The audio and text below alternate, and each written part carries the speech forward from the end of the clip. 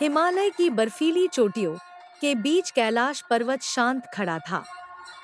चारों ओर सफेद बर्फ बादलों से छनकर आती सूर्य की हल्की किरणों और उस गहरे सन्नाटे के बीच दूर तक गूंजता एक मंत्र, ओम नमः शिवाय। यह आवाज किसी साधारण तपस्वी की नहीं थी। कैलाश की तलहटी में कठोर चट्टानों के बीच बैठा था लंका का राजा रावण। वही रावण जिसकी स्वर्ण लंका के वैभव की चर्चा तीनों लोकों में थी। लेकिन आज ना सिर पर राजमुकुट था, ना आसपास कोई सैन्य, ना सोने का सिंहासन। आज वह राजा नहीं था। आज वह सिर्फ एक भक्त था और उसके मन में बस एक ही इच्छा थी, महादेव को प्रसन्न करना। रावण आंखें बंद किए ध्यान में बैठा था। कभी बर्फीली हवाएं उसके शरीर को कंपा देती, कभी तेज वर्षा उसे सिर से पांव तक भिगो देती। लेकिन उसकी साधना नहीं टूटती। दिन बीते, फिर सप्ताह और देखते देखते महीनों का समय बीत गया। मानो उसकी आवाज अब कैलाश की चट्टानों का हिस्सा बन चुकी थी। फिर भी महादेव प्रकट नहीं हुए। एक दिन रावण ने धीरे धीरे आंखें खोली। लंबी तपस्या की थकान उसके चेहरे पर साफ दिखाई दे रही थी। उसने सामने कैलाश की ओर देखा। कुछ पल चुप रहा, फिर हाथ जोड़कर बोला, प्रभु, आखिर मेरी भक्ति में अभी और क्या बाकी है। उसकी आवाज में शिकायत नहीं थी, एक बेचैनी थी, अपने आराध्य को पाने की बेचैनी। रावण ने अपने एक एक करके मस्तक काटना शुरू किया। हर समर्पण के साथ रावण अपने भीतर की एक परत महादेव के चरणों में रखता जा रहा था। चौथा, पांचवां, छठा, फिर सातवां, आठवां और नौवां। अब केवल अंतिम मस्तक शेष था। रावण कुछ क्षण शांत रहा। उसने ऊपर कैलाश की ओर देखा।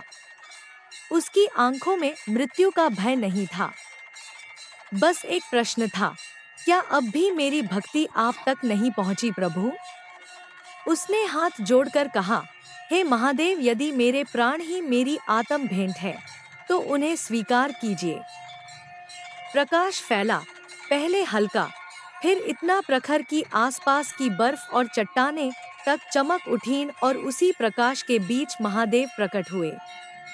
जटाओं में चंद्रमा, गले में नाग, मस्तक पर त्रिपुण और आंखों में अथाह करुणा। रावण कुछ क्षण उन्हें देखता ही रह गया। जिनके दर्शन के लिए उसने इतना कुछ सहा था, आज वे उसके सामने थे। उसकी आंखें भर आईं। वह तुरंत भूमि पर झुक गया। रावण, महादेव ने शांत दृष्टि से उसे देखा। रावण, तुम्हारी तपस्या मैंने देखी है। और महादेव उसके निकट आए। महादेव, भक्ति केवल मंत्र बोलने से सिद्ध नहीं होती। कभी कभी यह देखना पड़ता है कि भक्त अपने आराध्य के लिए कहां तक जा सकता है। रावण चुपचाप सुनता रहा। महादेव की दृष्टि उसके समर्पित मस्तकों पर गई और तभी उन्होंने वैद्य के समान करुणात्मक स्वरूप धारण किया। उनकी दिव्य शक्ति से रावण के सभी मस्तक पुनः पूर्ववत होने लगे। क्षण भर बाद रावण फिर से पूर्ण और स्वस्थ खड़ा था। उसने आश्चर्य से स्वयं को देखा, फिर महादेव की ओर। जिस प्रकार वह अपने प्राण तक छोड़ने को तैयार था, उसने साबित कर दिया था कि उसकी भक्ति में अगाध समर्पण था। रास्ते में इसे धरती पर मत रखना। रावण चला, पर्वत पार किए, नदियां पार किए, जंगल पार किए। लेकिन देवघर की इस भूमि पर परिस्थितियां ऐसी बनी कि उसे शिवलिंग कुछ समय के लिए बैजू को सौंपना पड़ा। बैजू ने पूरी कोशिश की, लेकिन शिवलिंग का भार बढ़ता गया। उसने रावण को पुकारा, एक बार फिर, दूसरी बार, फिर चेतावनी भी दी। लेकिन जब उसके प्राण जवाब दे गए, तो उसने शिवलिंग धरती पर रख दिया। बस वहीं से धारा पलट गई। रावण चौंक गया। उसकी वर्षों की तपस्या और असाधारण भक्ति भी थी, फिर भी उस दिन उसे एक बात समझनी पड़ी, भक्त भगवान तक पहुंच सकता है, लेकिन भगवान की इच्छा से बड़ा नहीं हो सकता।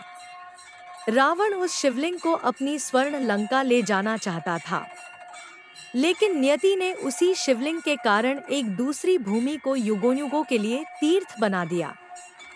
आज वही स्थान झारखंड के देवघर में बाबा वैद्यनाथ धाम के नाम से करोड़ों श्रद्धालुओं की आस्था से जुड़ा है। सुबह की पहली किरण मंदिर के शिखर पर पड़ती है, घंटियों की आवाज गूंजती है। ली उसे बैजू को सौंपा। बैजू उसका बढ़ता भार अधिक देर तक नहीं संभाल पाया। उसने शिवलिंग धरती पर रख दिया और महादेव की शर्त पूरी हो गई। शिवलिंग वहीं अचल हो गया।